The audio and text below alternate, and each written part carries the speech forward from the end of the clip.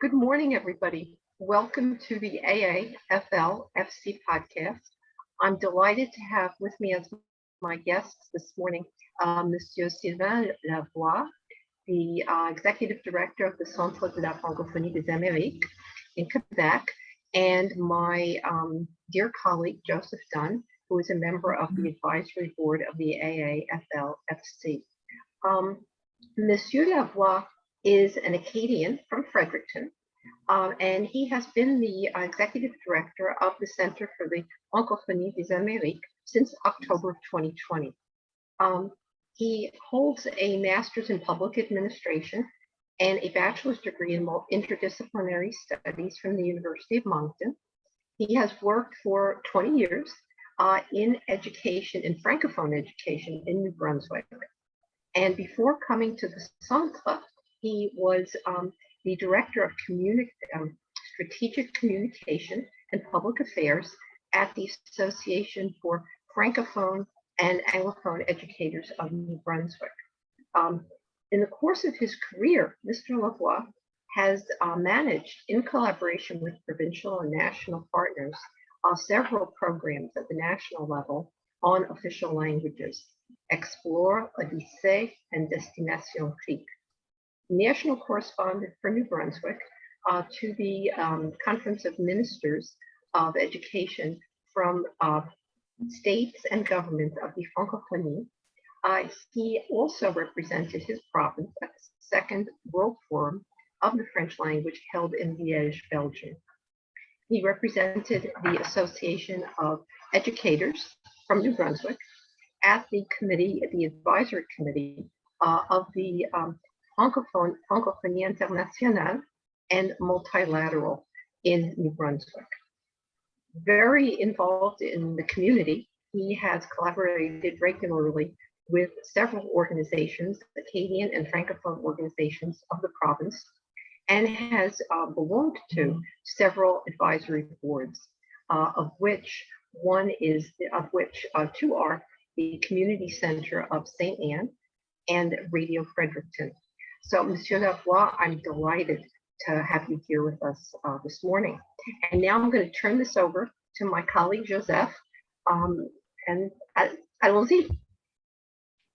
Excellent. Kathy, thank you very much for having me again to help you host this conversation with Sylvain, who I actually had the great pleasure to meet a couple of years ago when he was in Louisiana with a group from New Brunswick. They were promoting the Congrès Mondial Acadien, which took place in Moncton and throughout New Brunswick in 2019, and of course got the chance to see him again when I was there.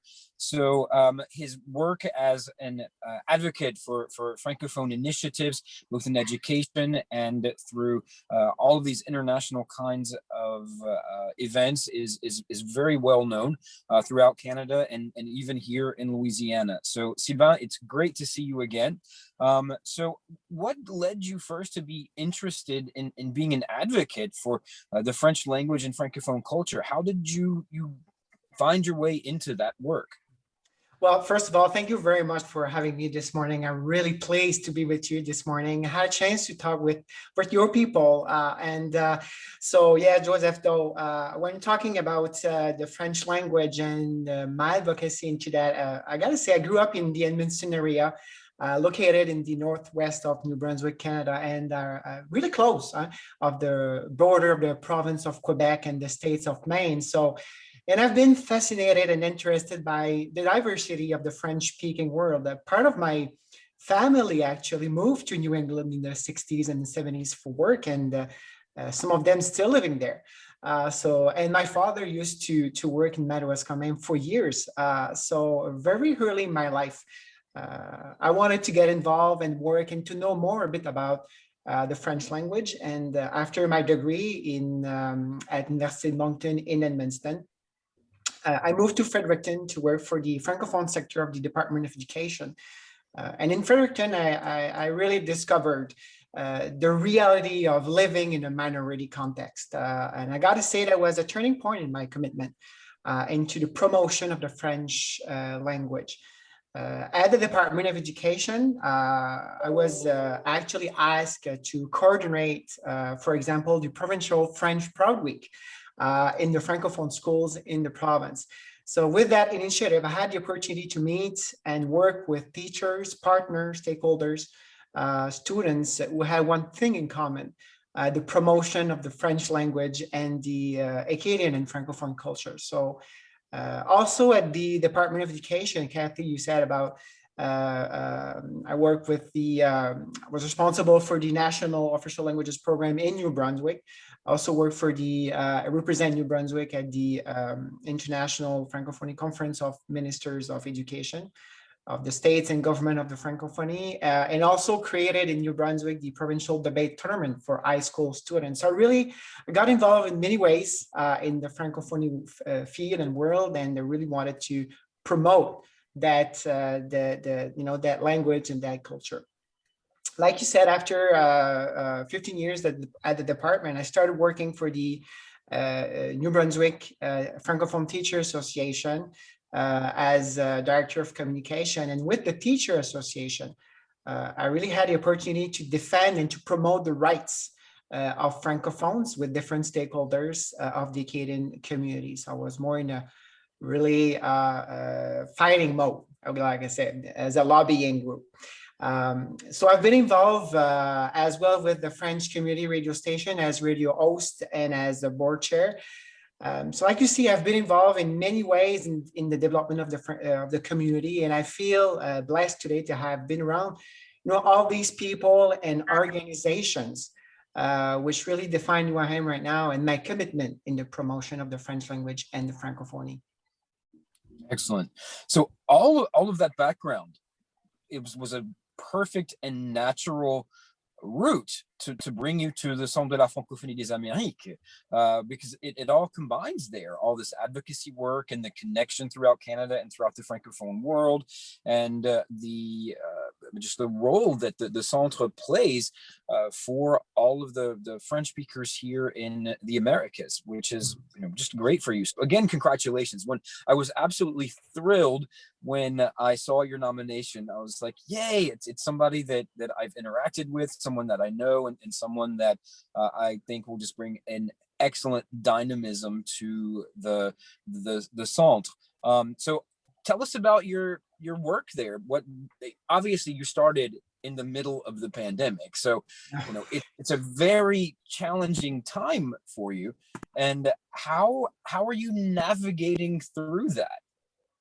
Well, that's an excellent question, because absolutely, you're right. Like to start a new position in that kind of situation that we're facing right now, for all organizations, right? It's really difficult to connect with people, but by Zoom, right? It's not easy, but that gives a great opportunity as well. There's occasions we have to take, and I think the Centre did a pretty good job during the pandemic to be, that institution, that organization who have been really involved to bring people together, so to make sure that we can still connect and talk about the French language and the Francophonie, and to develop that. So we were really creative on that way, and I think it's part of our job, right, to do that. So to give you a little bit more about what the Centre is doing, the Centre is doing, like some of you might know, maybe not, but let me talk to you about it a little bit. So the Centre really was born out of the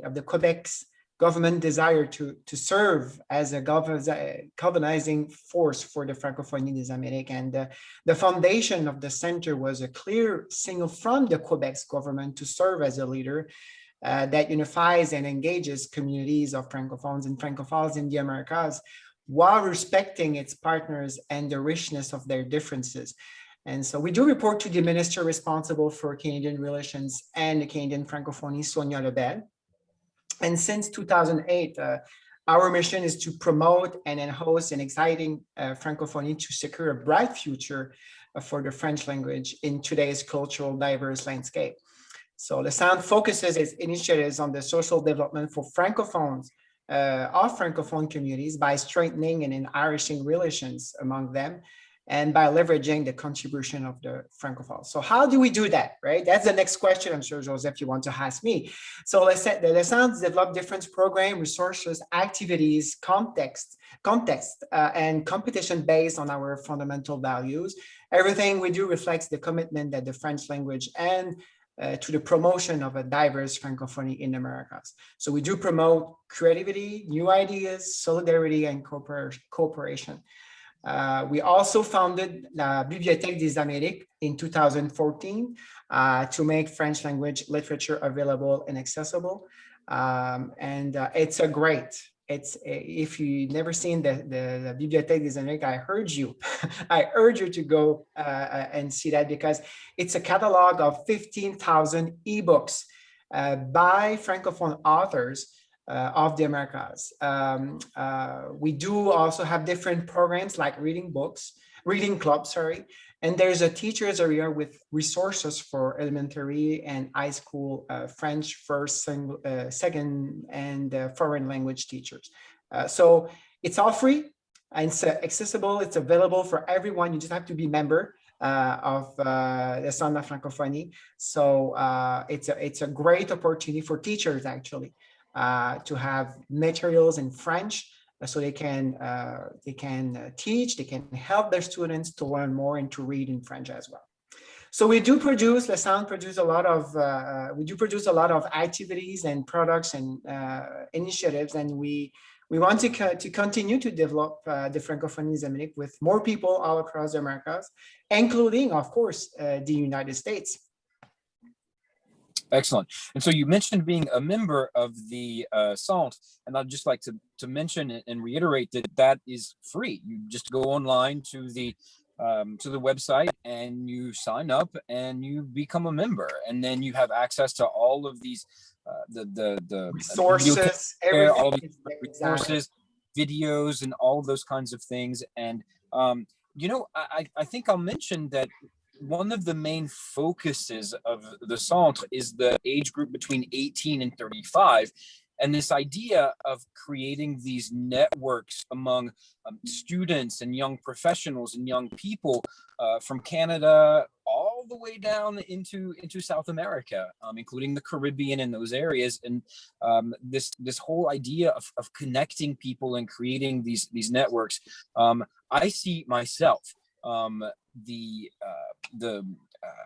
est-ce qu'on dit, les fruits de cet effort. Like you, I sometimes get blocked between French and English. So there are all kinds of great things that have grown out of these initiatives that, these people are connected, and you've got these great real life and online communities, people who are collaborating and working on valorizing their francophonie in their own areas. So I can never ever say enough about the great work that the Centre does. So they're between 10 and 20 million people in the United States who are of French or French-speaking background. There are other people in the United States who are speaking French or who have this heritage. So what kind of advice might you give for the people who are in these very minority areas? Because you have a concept of that. And I think one of the things that I would say about Louisiana is, and perhaps maybe in the United States in general, our idea of minority is a little bit different from the idea of minority in Canada, because in Canada, minority can be a language thing, but in the United States, that's not so much a concept. So, what kind of advice might you give to us to try to move that a little bit so that people do begin to understand that you can be a language minority somewhere, and how to work together to make that more recognized and also to make that more valorized? Well, talk about recognizing. I think the first thing is to recognize the change and the opportunity, the occasion we have to be part of that great family, yes, of the Francophonie des Amériques, but of the Francophonie as a whole, right? We should not be afraid to share our story, our heritage, our collective history. I think it's rich. I think it's who we are as a person, as a group, as a family, as a community. I think we should be proud of that and not be afraid, right, to put that forward. in the kind of initiative, the kind of decisions making we are making, because this can make a huge difference in the development of our communities. And that's something strong. That's something I believe really strongly. If we do that, we will certainly encourage community members to learn more about our history, about the possible networking you're talking about, and opportunities that the Francophonie Zémanique is offering right now. I would certainly invite people, like you said, to become a member of the Center of the Centre de la Francophonie Zémanique. You know, it's free, give access to a Bibliothèque des Zémaniques, we'll just talk about that, but also give the opportunity to have that network, that big network from all across America. Because when we are together, we're stronger. We can exchange on different practices. We can exchange our reality. We can learn from that and move forward and to develop our community. So I think this is something the Centre de Francophonie is doing great. We are looking forward to do more. And we want to have people from the United States to be part of that family. We want to be, you know, the biggest family we can, so we can develop together, to take in consideration our differences and to move forward with that, so we can learn from each other and to learn from each other, but also to discover other people and to be and to make sure we can learn from others as well. No, I admire in the work that I've done here in Louisiana, have always admired the minority French language communities that are not in Quebec, the Acadians, the Franco-Manitoba, the France-Casquois, et cetera, and some of these different models that exist for community building and especially identity building. The Acadians are very, very good about that. And you mentioned in the beginning, you know, the work that you were doing in the schools. I mean, it's all this whole idea of Francophone identity is really intrinsic and part of the education system and part of the community from the very beginning that you're born, almost. You know, I think we could, in the United States, both in the Franco-American, the Franco-American communities in New England and also in Louisiana, really look to the Centre to help us connect with those communities and those models, and work together to build these bridges and build these networks that existed in the past. I don't know if you saw the conversation that Kathleen and I had with Camden Martin from Maine a couple of weeks ago, but there were these exchanges back in the early 20th century, in the 1920s, the 1930s. They would visit each other, they would write to each other, they would share music, and they would share theater and all those kinds of things. And I think that a lot of that's been forgotten, that these networks existed already, and it's just kind of up to us to put them back together now through the Centre and through these other kinds of initiatives that, with technology, we're a lot more able to do now than in the past. So yeah, exactly, you're right. You're totally right. And I just want to add this, like, you know, to bring people together and to learn from each other. I think it's something so important. We need to embrace the family we are in now.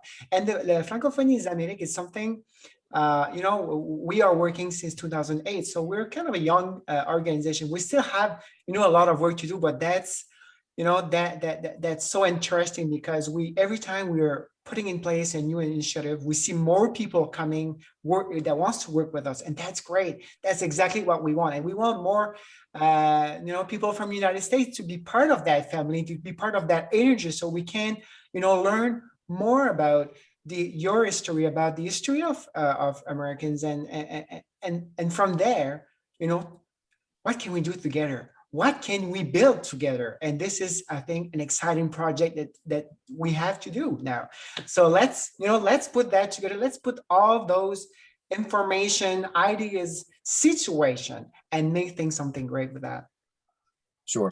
So you may or may not have met my daughter, either in Lafayette or in Moncton, but you know, as a parent who's been working diligently to bring up a child who's now a young woman, she's going to be 19, in a bilingual environment, just completely surrounded with English speakers. What kinds of thoughts do you have? I mean, coming out, obviously of New Brunswick, which is the only officially bilingual province in Canada, and seeing the bilingualism of New Brunswick and other parts of Canada, what kinds of advice or ideas might you have about how people can encourage reacquiring and reappropriating this heritage language for themselves and putting it back into play in the home with children?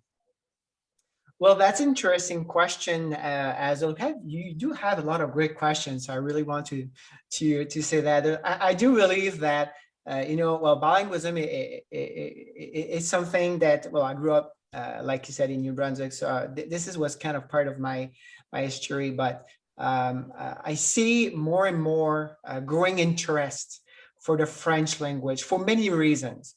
And some of them is for work, other is to share the history and to share, that heritage that we all have together. And what I see as right now is I see that growing interest for French language in many areas and communities in the Americas, and I'm pleased with that. I think it's fantastic. I think I feel so proud when I see and I hear parents encouraging their children, to learn a second or third language, but also encourage them to be part of that Francophone, because there's a language, but there's also a cultural part of it, and Right. And to be part of that culture, I think it's great. I think it gives us new perspective in life, and that gives you a new way to see the world, and that's something we are really dedicated at the Sound to give that occasion, right, to see the world differently. So for the Sound, La Francophonie des Amériques, it's a real opportunity to collaborate with local leaders and to contribute to this growth by providing access to free online content to entertain younger and older people, and to connect them with the culture, the literature, the history, the richness of the French-speaking world of the Americas. And to give you some example of our project, I think it would, we'll talk to some parents. We do have the Contes des Amériques, which is 11 audio stories by different authors from the Americas. We do have a fantastic podcast called We Are 33 Million Speakers from the Americas. I really encourage you to go on our website, francophoniedesAmériques.com, and to check that and to listen to it. Le Récit historique des Amériques, which is stories and songs about 19 historical figures from the Americas. So that will, that gives us a chance to learn more about some figures that really did some big part, I would say, of our story. So I think it's great just sometimes to go and see and to learn about more on them. And then we do have Paul and Suzanne, which is an educational video for young children, and their parents as well. So I'm pretty sure there's grandparents listening right now, so I'm sure they will be interested into that as well. So you see we have a different and diversified offer for everyone, and we are really proud of it. And I think that's part of our commitment to make people to get, to learn more about the French language, the French culture, and to respond as well of the need when people are interested in bilingualism and to use different other languages. I think we can contribute to that with our projects and initiative at the Sound. Absolutely. So before we close out, is there anything else you'd like to share with us about yourself or about the Centre, about your vision for French in the Americas? It's up to you. Well, first of all, I'd like to thank you for having me this morning. I think it's great. It's important to have that kind of conversation with people that might not know me, but hopefully today they will. And they will be interested in working with us with the Centre de Francophonie des Amériques. I really want to invite everyone as well to become members of the Centre de Francophonie des Amériques and to subscribe to our Bibliothèque des Amériques. I think it's a great tool, a great initiative, and it's a great opportunity to learn more about our author, French author and Francophone author in the Americas. I see an opportunity for Franco-Americans to be part of that great family of the Francophonie des Amériques. And I wish that more people will join us. I really wish that the Franco-Americans will join us and will be part of that great family. For us, we really want your participation. We do believe it's important. Like you said, Joseph, I work with a lot of stakeholders and people, and for me, it's really important to work together.